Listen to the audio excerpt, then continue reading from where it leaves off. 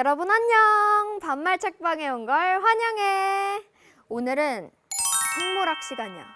여기가 내셔널 지오그래픽 채널인지 뭔지 아주 헷갈리는 시간이 될 텐데 편식하지 않은 책방 아주 좋지? 오늘 소개할 책은 바로 북트리거에서 펴낸 매슈디 러플랜트의 굉장한 것들의 세계야. 이 책을 읽고 나면 무한한 네이처 세계에 충격받을 수도 있어.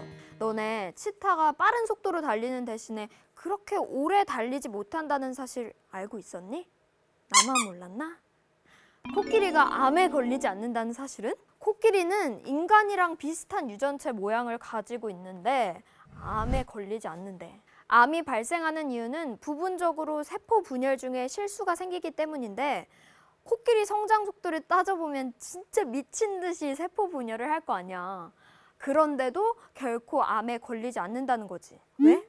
그 이유는 책에 나와 있어. 러플랜트 작가는 이 책을 통해 우리가 살아가는 세계에서 가장 큰 것, 작은 것, 오래 사는 것, 빠른 것, 시끄러운 것, 강인한 것, 치명적인 것, 똑똑한 것들을 흥미롭게 소개하고 있지. 그런데 작가는 우리에겐 뭔가 색다른 의욕을 심어주려고 해. 그냥 집에 앉아서 와, 크구나, 작구나, 와, 신기하구나 이렇게 과학자들이 찾아주는 대로만 느끼려 하지 말고 작가 자신처럼 직접 찾아보고 한번 상상해 보라는 이야기를 하고 있어.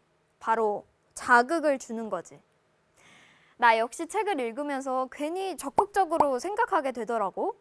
그 중에서도 찌릿하게 다가왔던 굉장한 것들의 이야기를 몇 개 들려줄게. 이 녀석은 나무늘보. 보통 나무늘보는 너무 느리게 움직여서 자연의 세계에선 불리한 점이 많을 거란 생각을 하잖아. 그런데 이 책에선 나무늘보에겐 아무 결점이 없다고 말해. Nope. 나무늘보는 잎을 먹고 사는데 하루에 연소하는 칼로리가 100칼로리래. 감이 잘 안 오지? 사람으로 치면 이제 50kg 나가는 사람이 한 30분 정도 걸으면 이게 100칼로리가 소모돼. 대다수 동물들은 먹이를 찾으러 다니느라 평생을 보내지만 나무늘보는 그렇지 않는 거지. 먹이 문제는 쉽게 해결되니까 이제 더 많은 나무늘보를 만드는 일에 집중할 수 있는 거야.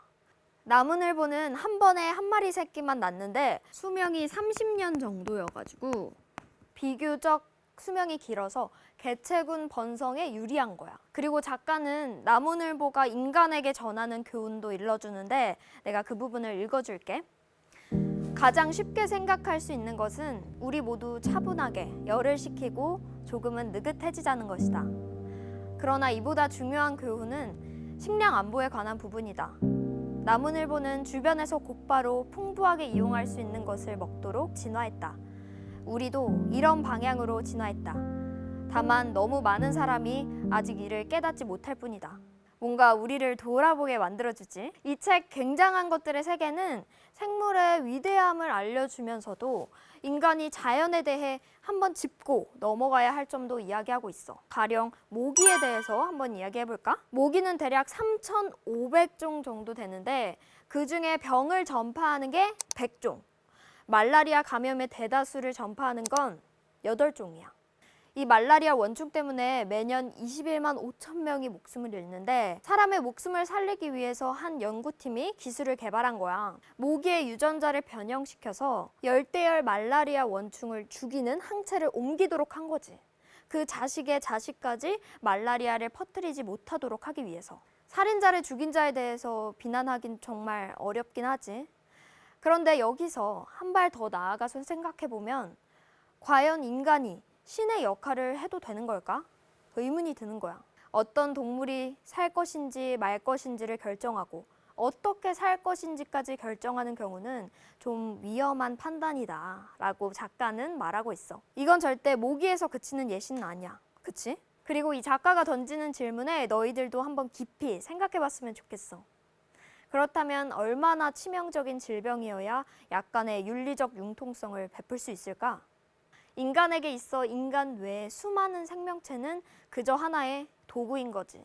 그러다 보니 생명체의 유전자를 인간에게 유리하게 변형시키면서도 죄책감을 전혀 느끼지 않아. 작가는 그 부분을 꼬집으면서 오히려 생물이 인간보다 앞선다는 이야기도 해. 조금 깊이 파헤쳐 보면 배워야 할 점도 많고 결코 쉽게 유전체를 변형할 수 있는 존재는 아니라고 말이야. 생물의 세계는 무궁무진하기 때문에 결코 인간이 우위일 수 없고 우리가 변화시킬 수 있는 크기도 아니라고 말하면서 작가는 인간에게 자연 앞에 겸손할 줄 알고 이타적으로 생각할 필요가 있다고 말하고 있어.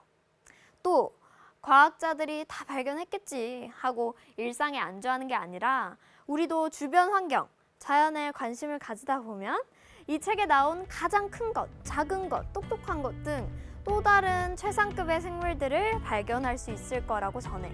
매슈디 러플랜트의 굉장한 것들의 세계. 어때? 난 이 책이 요즘 방 안에만 갇혀있는 우리를 무궁무진한 자연의 세계로 데려다 줄 거라고 믿어.